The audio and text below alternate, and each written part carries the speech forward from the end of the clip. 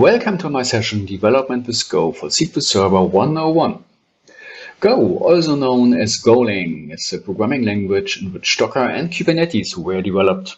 Almost everyone has heard of it as one of the most popular and trending programming languages in recent years. In this session, you will compactly learn the essential basics and concepts of the Go language and how to use it to interact with your favorite relational database system. We will also look at built-in concurrent functions, among other things. Furthermore, we will look about how to connect to the Microsoft SQL Server and other row-based and relational database systems. My name is Sascha Lorenz from Hamburg, Germany, and I have been working with database systems of any kind for more than 30 years now. In the last 2 years, I have been a consultant and trainer for SQL Server performance and scalability issues. Furthermore, I'm responsible for tool development in my company, which our colleagues use to help our customers even faster and more efficiently. A few years ago, we switched to development with Go, and we are pleased with this decision to this day. That brings us to our agenda for today.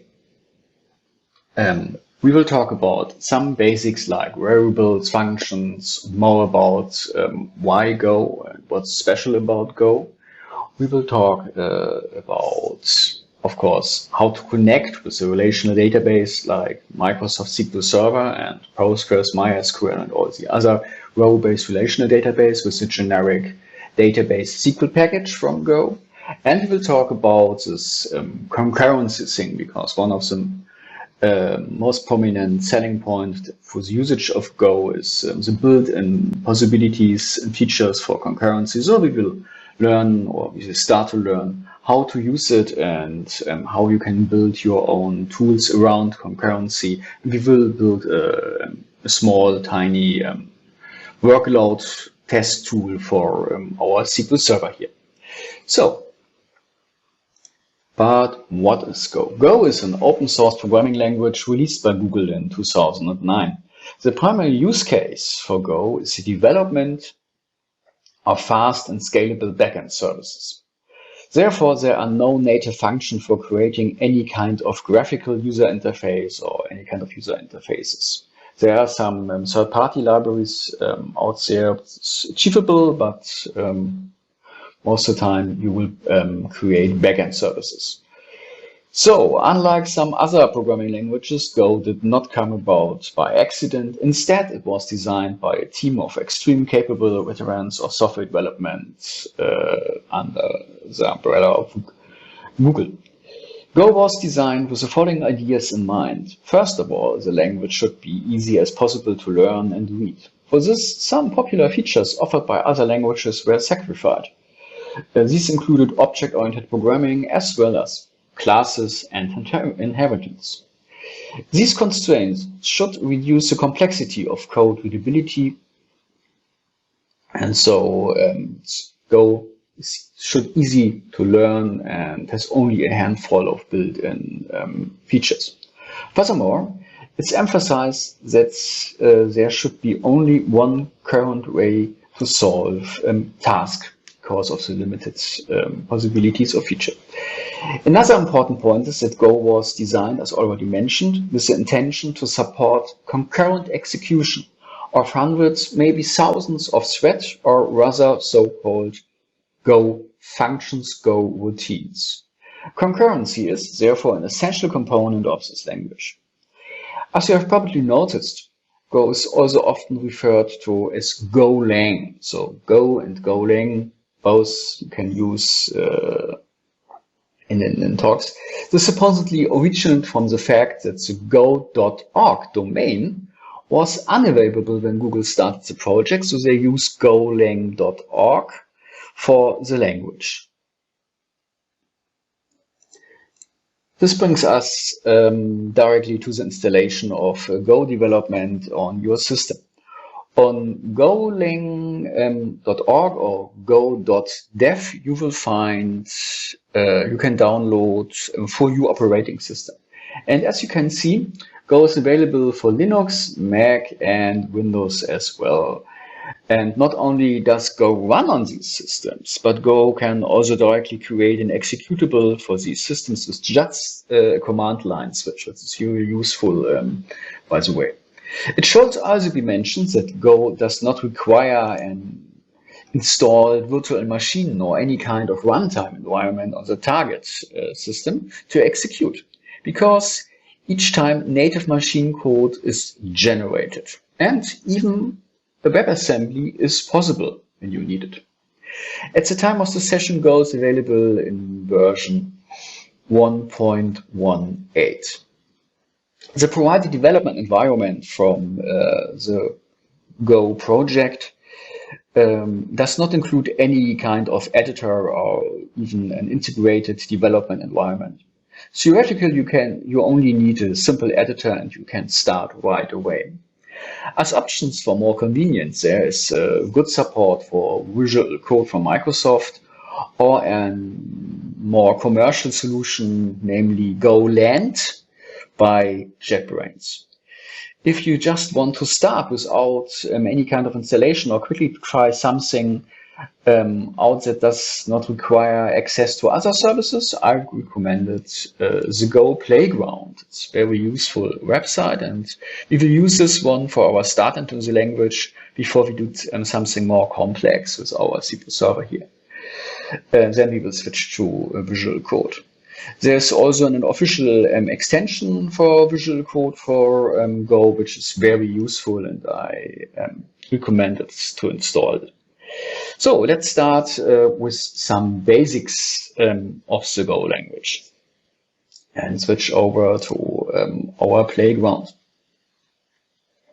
Here you can see the Go playground, and of course we start with a minimal hello world example, but we will estimate essential concepts are already visible here. But first, let's run this one. And you can see here the unsurprisingly output. So this editor offers no really comfort for developers here on the Go playground, but it's just enough for small labs and exercises. First, on the subject of how to formatting source code in Go. As is well known, formatting source code can quickly lead to real wars of beliefs in development teams. So not with Go, because Go knows only one valid approach to formatting, and built-in features, we will talk about it in a few minutes. There's a built-in formatting feature which is also used by the editors like Visual Code or GoLand. And if you try to format things differently, Go will intervene and solve it for you each single time. This can be confusing at first, but you get used to it. So what do we see here? First of all, there is a package definition in the beginning. So each Go program needs a package definition. And this is, as expected, a special package here. It assumes that there's a function main. It's our starting point.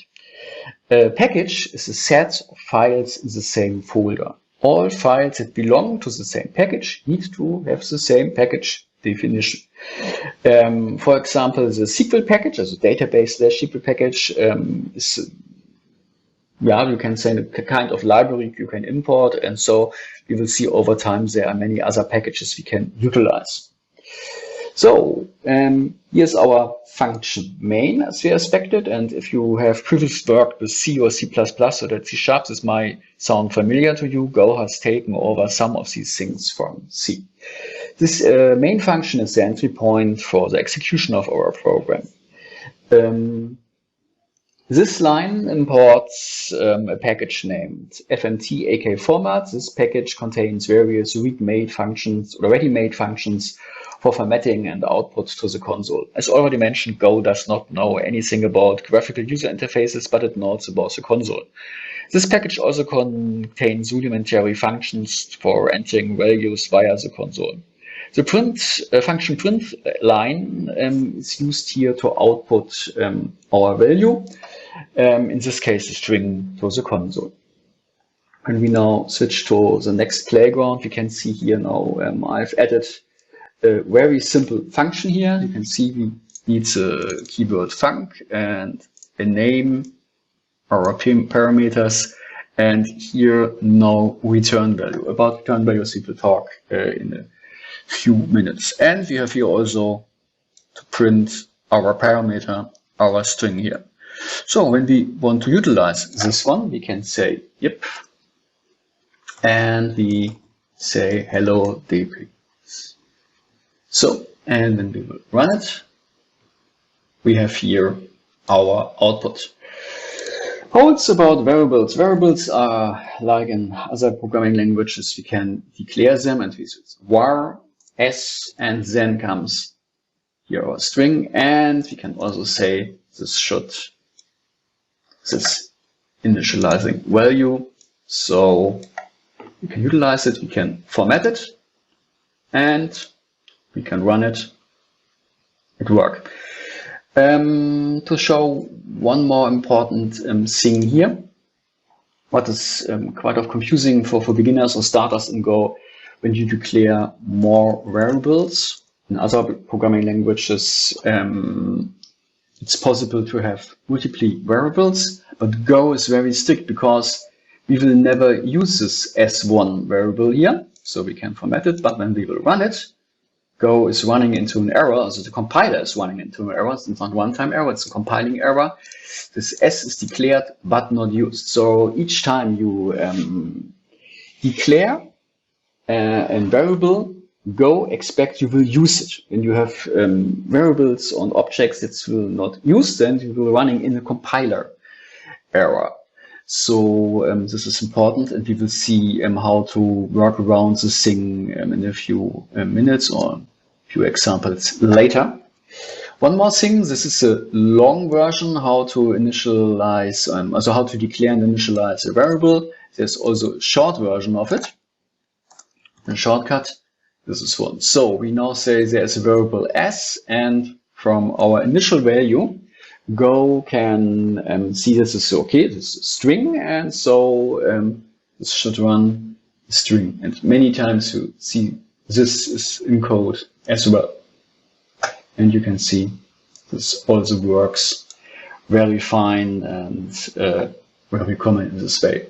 So when you want to work with functions, this is very please keep in mind this notation is equal like the notation for other things. You can also declare variables outside of your functions, like this one here, and you can also use it, so there is no surprise if you're working with others. Then, of course, in Go there are for loops. There's only one keyword for and while loops, and we have also conditional branching with if. So there's nothing surprisingly when we see later other examples with our SQL Server code how all these things work. Coming back to one more thing, and what is kind of special with Go, we have now here another function. In this example, I declare the function after main, so you can see there is no difference declare before and or after our main function here. And in this case, this function gives back two result sets. And what is special about this can be quite confusing at first. The background for this function is that it's now possible, for example, to provide an error structure in addition to a return value, or you can actually provide different values without having to pack them in a structure. Now, what if you are not interested in this return value? But first we will run it, see it. We have here our functions, two return values, and as you learned, here is this shortcut notation, so both variables will be declared. And we will print 7 and 10. It's not surprisingly the first is addition, second is multiply. So what if I'm not interested, for example, in this second one, and I want to only print R1? I run it, and as already seen, it's so it's declared but not used, a compiler error. So Now we can get this. I get rid of this with an underscore. This underscore means, okay, there comes something back, but I'm not interested in it. And now our code is fine. And we can also do this with the second parameter. So I will build it this way. And now we are getting our 10 from our second return value. So most of the time this works perfectly, but sometimes a function generates more than a simple return value. For example, as we will see in a moment, an open result set for a query. It's what's one of the common errors with the SQL package. I will explain in a few minutes. If you just ignore this open result, for example, then it just stays open, it holds the connection maybe forever.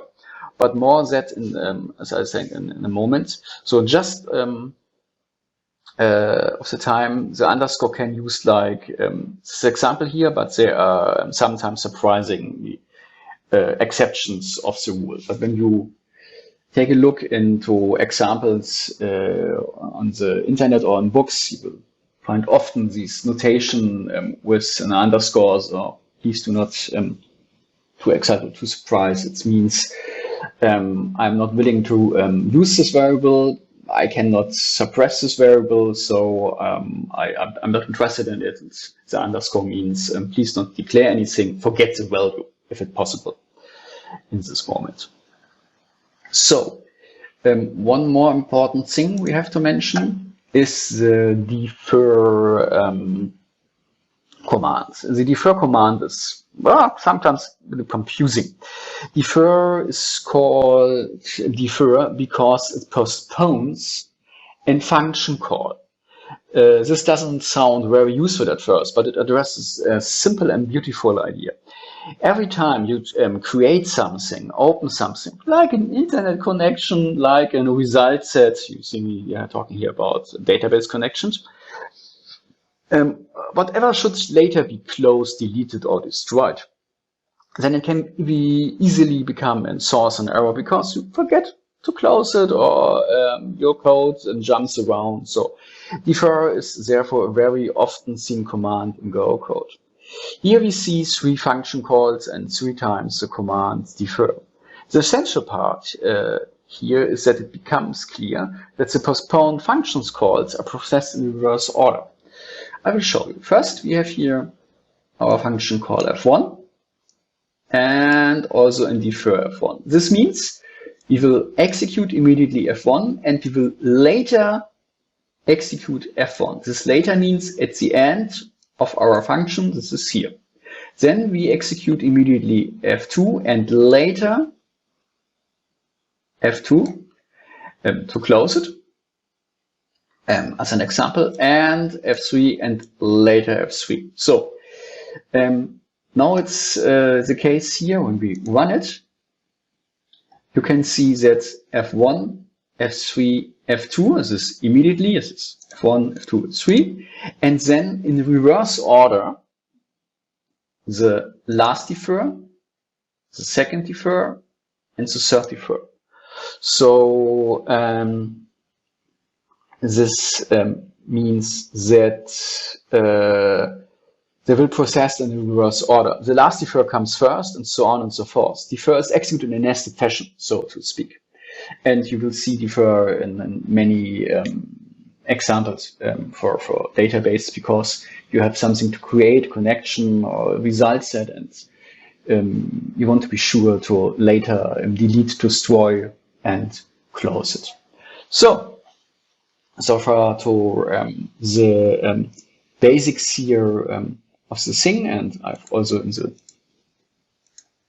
PowerPoint. So when we talk about Go, there's and you install your own Go development or environment, then there's one important command, and this is surprisingly Go. And one of the most important commands are Go run and Go build for starters, and Go get. With Go get, you download and install external packages like the necessary database drivers we will talk about in a minute. With Go 1, you can compile and start immediately your Go code, like in script environment. So the Go compiler behind the scenes will generate a binary executable, but it will run immediately, and there's no executable stored in your deployment folder or in your source folder.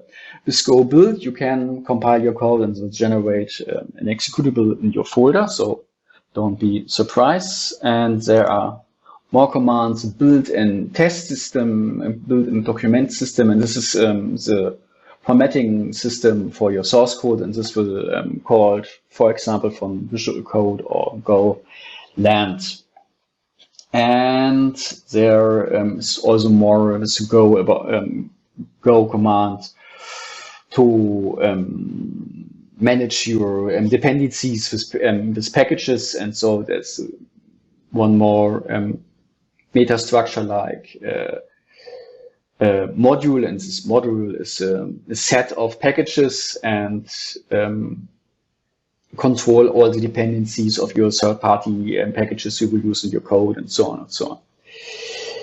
So our examples here as well in our PowerPoints. Now we come to the SQL package. In this SQL package is the library we have to import to start to work with any kind of relational or row-based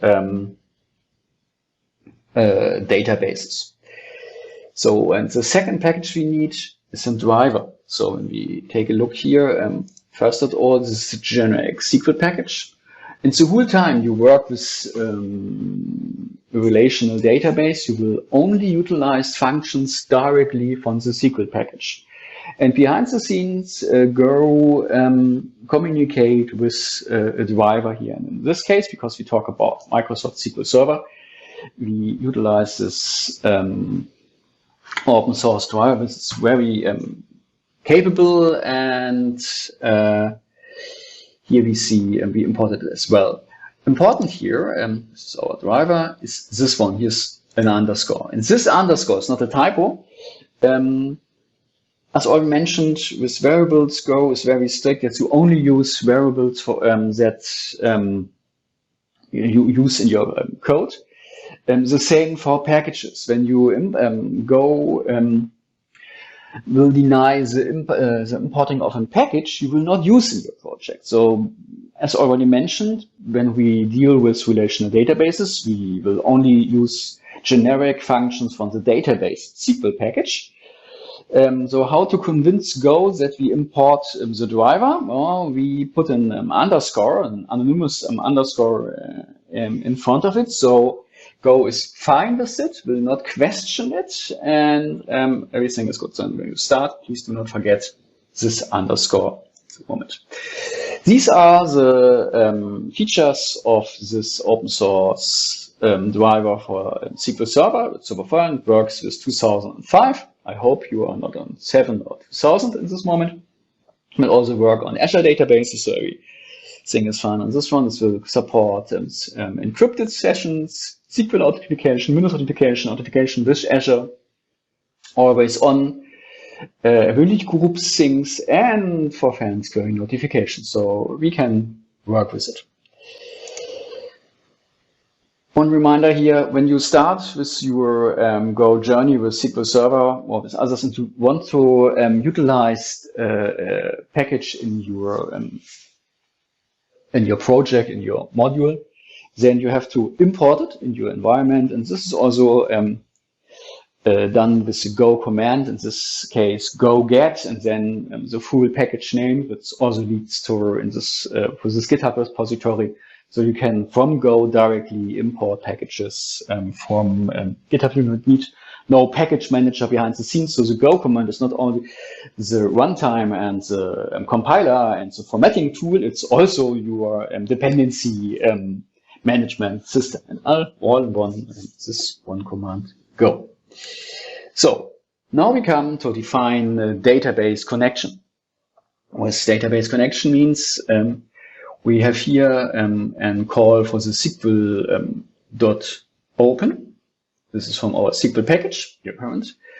And this two parameters here. The first parameter is our driver name. This means we here talking about Microsoft SQL Server, so we utilize the driver like name SQL Server.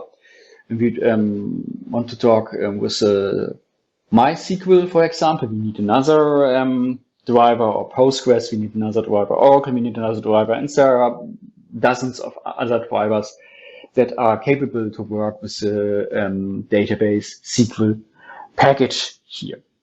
And it's quite important to understand this DB object. So I mentioned we get here two objects back. As first, our DB object, and it's an error object.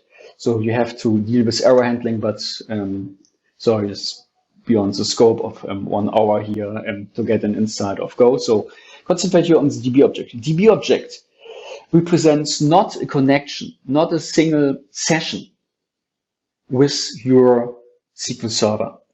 It represents a session pool, a connection pool behind the scenes. This means open is quite misleading. Nothing is checked here in the connection string or is open here. It's only we define a possible connection to our SQL Server, and later when we work with the DB object, we are able to use it, and we are able to open a session, a connection, and we can give back a connection to the connection pool, and so on and so on. So open will not open, check, or anything with your SQL Server in this moment. When we want to check the connection, we can use db.ping. Ping means, hey, dear connection, dear definition, are you still there? Are my parameters correct, and are you still there? But please keep in mind, this is optional. When you examine code from a blog post or books or so on, often you can see a ping command. This means the developers want to check is the database still alive, is the connection still valid. It means not is the connection open, because in the moment ping will execute, it means I will open a connection if I see the server still there, and I come back and I will give the session back in the connection pool. Nothing is open, so this is optional. You have to not to do it. You can do it when you want to be sure the server is still there. And now, at least, open and query something. So there are three primary commands to query our relational database. In this case, we use the command query. And here we, in this moment, we opening a session, executing the query, getting the results. These are our results here, our result object, and returning the session back to the session pool, to our code. Okay?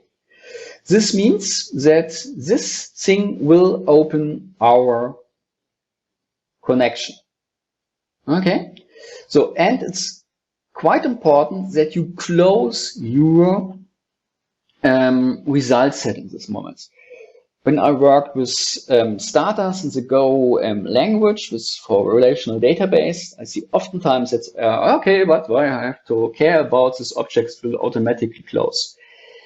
One of the common or the most prominent and common errors is to forget the right moment to close your result set. This means that you give not back the connection, the session to your connection pool, so to SQL Server, and over the time your SQL Server is running out of connections, and you can imagine this is not good.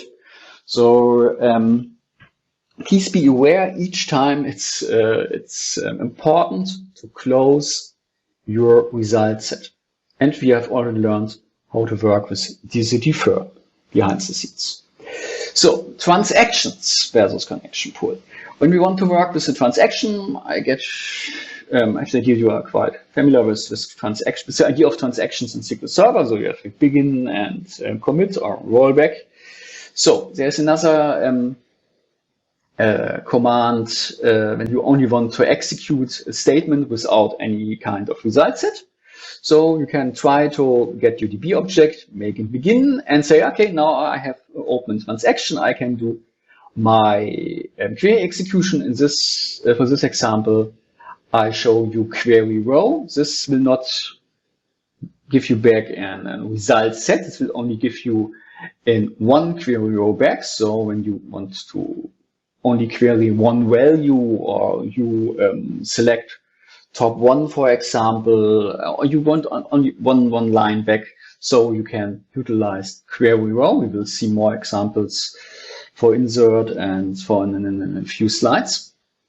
And then at the end, you want to commit your transaction here with dbx. It seems quite fair, but please keep in mind, db is only a session pool. This means there is no guarantee that this that will it all be happen in the same session. And so each time you utilize the DB object in Go, you have no guarantee it's the same session as before. So when you want to deal with the same session, for example, you need a real transaction, let's begin and commit at the end or rollback, or you want to have the same session for, maybe you want to work with temp tables, for example, or you declare some SQL variables behind the scene, then you need another approach, and this approach here. DB begin and DB begin will open a transaction, and DB begin will now you will get a transaction object. It's a TX here at the beginning. And now you can work with the TX object, for example, query row, or exec for execute. And we can do our things here. For example, we can insert rows, we can delete, update, and everything will happen in the same transaction and in the same session. And at the end of your transaction, your session, you can take TX commit or roll back. So open a session and hold it, and of course open an explicit transaction and close it. So this is our session scope. So all the commands you will run here with the TX will happen in the same session scope. So, and how to get data from a query? Now, more complicated here. First of all, we need destination variables. Why? Because, yes, and please don't forget to close. We will run over the result set, the .next here. And here we have our rows.scan. And this is the behavior from the database SQL package from Go. So the scan means we scan over this one line, and we make an loop over the result set. And for each column we get back from our query on our result set, we need here our destination column at this moment. So this means that when you want to access the result set, you need destination variables. This is simple here. We need an address, so kind of pointer, matter here, and we have to remember the right order. So one more example here to clarify it. When we have a query, for example, the select blah1, blah2 from our blah blah table, then we need destination variables with matching type, for example, string and int here for this, and we mentioned that blah1 is a string or char or nvar char or something, and we have here an integer. And when we want to access the result set, then we have to put in the right order, in the exact order, our destination columns. And yes, this sounds not so useful in the first moment. Yes, it is, but when you work with this, you become quite familiar with it. And believe me, that later when you get familiar with this topic, your code must more reliable against errors because you define it in this strict way and accesses in a strict way. So one more thing, the SQL database or the database SQL package from Go have some built-in functions to get the last inserted ID for an auto identifier. And this feature will not work with our SQL Server driver. But this is a common workaround. So we need first of all a destination variable. And when we insert here in our T1 table our data from our value parameter P1, then we bring in our query row, our parameter here. This is one line. I skip it here in 2 to make it larger on the screen. And we get back a result set of one query row because we not only inserted here one row, we also select directly the scope identity function from SQL Server. This brings us the last inserted ID. And directly after our query row, we concatenate the next function call here, the scan. And this scan reference directly to the return value of query row. And we have here our last inserted ID, our destination variable. So we get the last given ID and we can directly work with this thing here. This is a common way and works perfectly in many environments. One more thing. As already mentioned, we have the execute or exec to execute one statement, and we have query, for example, we can do it also. And I have stressed the fact that this thing will only bring back the result state, and query will each time bring back an open rows object. Even if this result set empty, but it's open, and unless it's open, it will hold an open connection. You see, I will stress it again and again and again because it's one of the most common errors to work with databases. So please do not this one, because this means I'm not interested in the open result set, but query already put it into the buffer, and now you have to deal with it. And your code will run into problems, maybe not in your test when you open a few connections, but when you have something that will open hundreds or thousands of connections or sessions with your SQL Server in production, believe me, you will run into fascinating errors behind the scene. So one last thing here to mention. Our Go is able to deal with so-called prepared statements.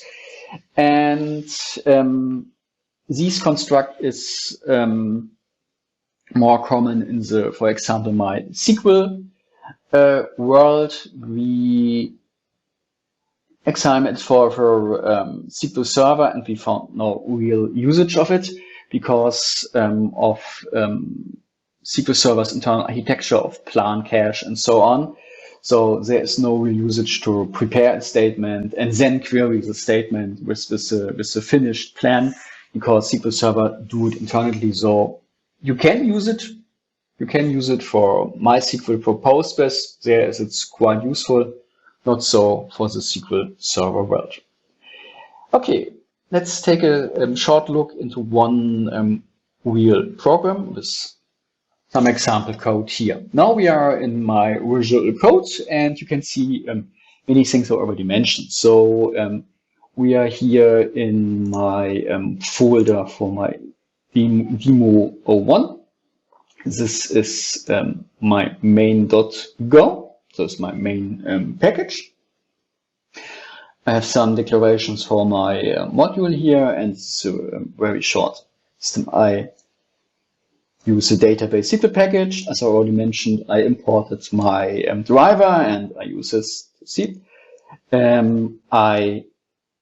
Once I declared outside of my main, as already shown, my DB object, because I will reuse it. This DB object is a long living object. I have here my connection string. This is a static one, of course. Your code should not be static. I have here one query string.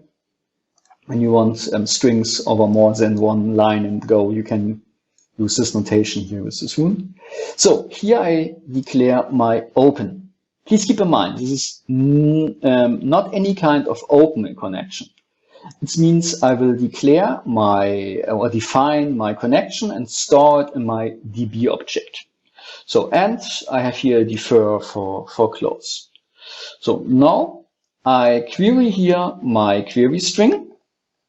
This one is one parameter with a value. Here I post directly my value. It's also possible with SQL package that you use named parameters. But for this simple example, I use the parameter here directly. And as already stressed, I close it directly after I checked for any kind of error. Then I declare my destination variables, because I query for sales order detail ID, product ID, sales order ID from our beloved sales order detail from AdventureWorks. So, and I do a loop through my result set, and each time I do a scan for sales order detail, product ID, and sales order detail ID, check on error, and I do a very simple print here to debug my output. In the end, I also check some kinds of errors after I get it, and I do also here something. Then I do another example here. I open a transaction as shown in PowerPoint. I declare my last insert ID. I will insert here, then I select the scope identity, and this is my value I will insert into my T1, and here I get back my last insert result set. And because we are in a transaction, I will show you this. I'm in a transaction, so I do a select add run count, so the internal variable from SQL Server to see I'm in a real transaction, and print it out and close my TX. And here, don't be surprised, it's nothing more here, because all my defers I declared, here's one defer and so on and so on, all these defers will fire in this moment. So please do not surprise that here's nothing special coming. So I will run it. And as already mentioned, I can make here go run, and this dot means that I will run my main Go in this folder. It will compile and now execute. And you can see here our output. First, we see here 12 rows. This is our first loop. We get 12 rows, sales order detail, product ID, and sales order ID. This is our result for our parameter we sent. And you can see it was 43659. Works fine. And we have the last inserted ID from output. This is, in this case, 77. And my variable trend count have 1. This means, yes, there was a real T-SQL session open in this moment. Okay, so back to PowerPoint. Now we start with concurrency and a small little SQL Server load test tool.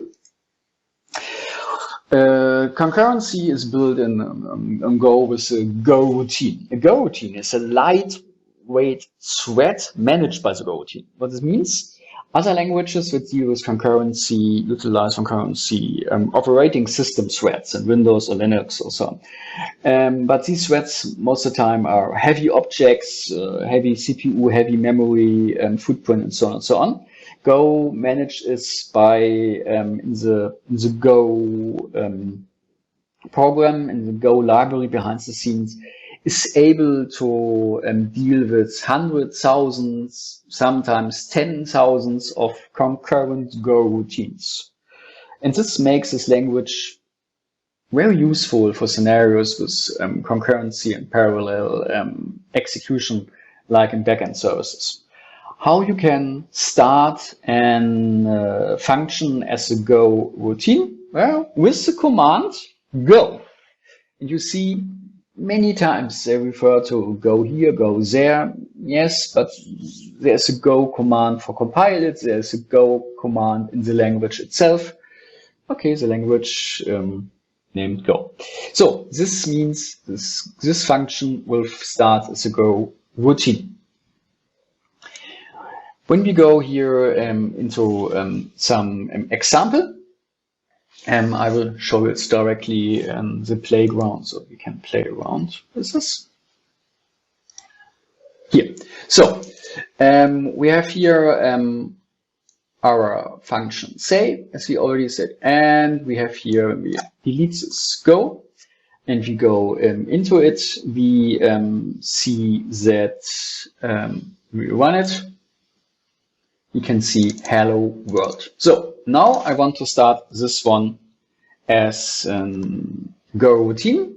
I started and I see only world. Why? Where is hello? Is hello fake? No. It means that this function is executed as a Go routine. It means there's a Go thread. And before the Go thread starts to run and print out my hello,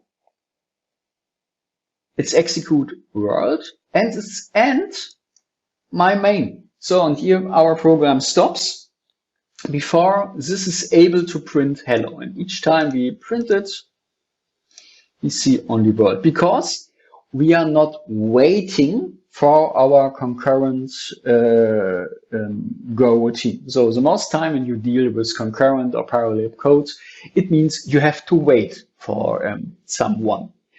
So how we can wait? Well, for example, we can utilize something like time. For this example, I enhanced our routine with wait time and int. Here two parameters, and I will print here, I will start waiting for, then I will wait in milliseconds, and then I will print it. We run it, and we see, okay, now it's start waiting for world, start waiting for hello, hello, and world. So why in this order? Because I start this as a Go routine, then I start this in my main. Main is also a Go routine, but I'm already in it. So in this world, this is start first. This comes. I will wait for 120 milliseconds. So this gives this one time to execute. Print out starting for hello. Then it's finished. After that, prints out hello. And then this one finished and said world. So we can deal with time to wait. But to be honest, this is a very stupid idea to work with concurrency, and you will definitely run into race conditions.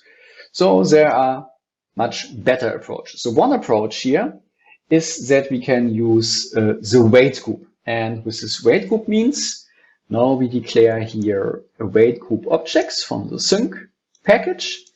And we say, hey, please start this as a Go routine, and I will add to the wait group one as the value 1. This means now I wait. Now I know that I'm waiting for one worker to be finished, and at the end, here I will say my wait group have to wait unless all my my Go routines, my workers are finished.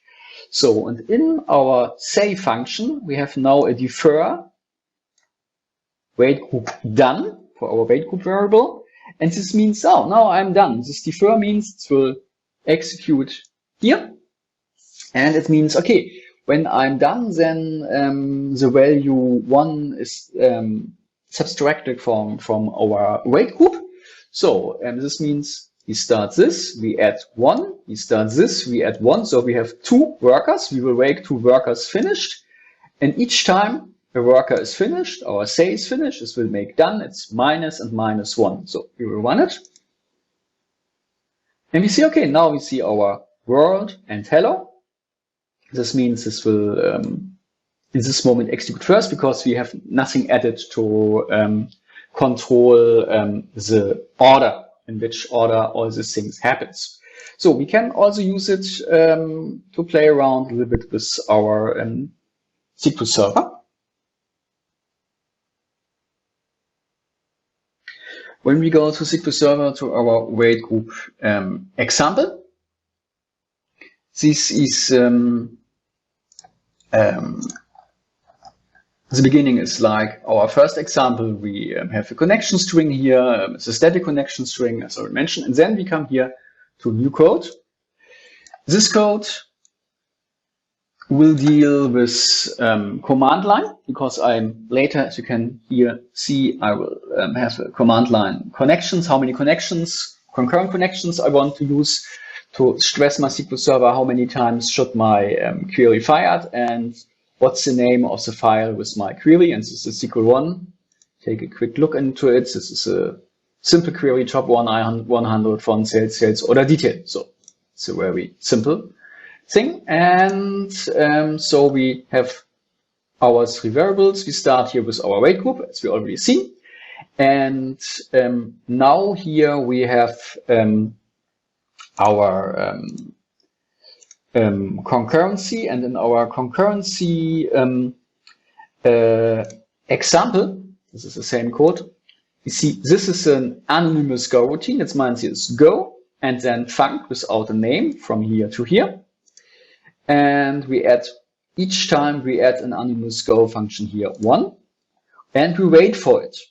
So this means that, and here we are done with this whole thing. This means this is our anonymous, we concurrent, for example, 25 connections, we open it, then we create 25 anonymous functions, also Go routines. These are running for times, 500 times, for example. When it's finished, then here will this declare, and it will wait until all these things are finished. So back to our code example. So we start our anonymous Go function. We add, this is 1, 2, because this is a loop. We have here our defer for the weight group done, and we will wait for it. So when we run this thing for our SQL Server, and you can see my SQL Server is quite boring here. And we will run this thing. Then now our program is running, and you see we have here a spike of parallel batch requests are running for our tool. And this will come back in a second when our workload is finished here. That's 25, and it's finished, and our stress test is finished. So now this is how we can deal it with a weight group. When we are now interested in information about the execution of a Go routine, for example, we are interested in how long does execution of my query so how long? So I need a way to communicate with my Go routines. And then there's a concept of channels. And please be aware, this is a very simple example of channels. You can write books. Many books about how to make concurrency in a funny way with Go with channels. So we will see it in our playground here. It's our last playground for today. So we have here our main. We create a channel. This is a channel from bool. I have my 2 functions. Now I have here my say function with variable ch. It's a channel for a bool. You can use each type for your channel. And what's happened here? I place the value true in my channel. This is a normal channel, not a buffered one. This means the channel is waiting that someone is putting a value into it. And when I fire both here, then my main routine say, and now I'm waiting that something comes into my channel. And please see here the error. The error here means on the right side, something comes into my channel. Here, something comes out of my channel. Then I wait here for one value. This will wait until one value comes into the channel. This will wait. It's the second value comes to my channel. And this is a very static example because I'm aware that I have two workers and both workers will put value here into it. When we will run it, see, okay, we put it and both will are fired, like our example with our wait group. But now we go back to our example with SQL Server. And in this moment, we are utilizing the same code as already shown, but we make our code a bit more complex because we are now interested in how long does it take, because we now use an unbuffered channel here. We have our anonymous girl routine. And you can see here we have time now in the start variable, and we fire our query. After the execution of one query in one execution, we get a time to have an idea how many milliseconds does it take. We sum it up in total milliseconds each time. It's in our example 500 times. Then we have a total milliseconds. We divide by the times, our times 500. So we have an average milliseconds for one of our concurrent workers. In our example, we have 25 concurrent workers. So we have here one value, and we want to communicate this value back to our main thread. Our main thread is living here. So we send the average value back to the channel, and our main thread outside have also in loop this concurrent, so 25 in our example, and it will wait, and it will wait 25 times that the value come back from our channel, and this value is an average milliseconds. We sum it here up, and when we have all 25 values, then we can do the same statistic. We have total average divided by our concurrent workers, and we have for all executions overall an average total. To see it one time in our environment.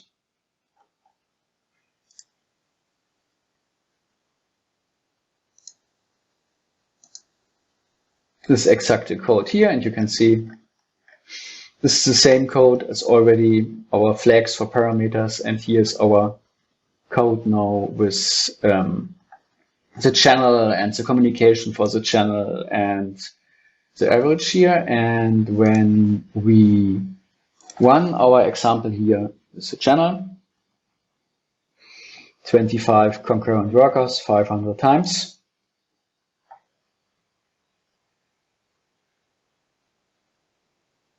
Our load test is starting. And now behind the scenes, each time it will sum up. And when our load test is finished,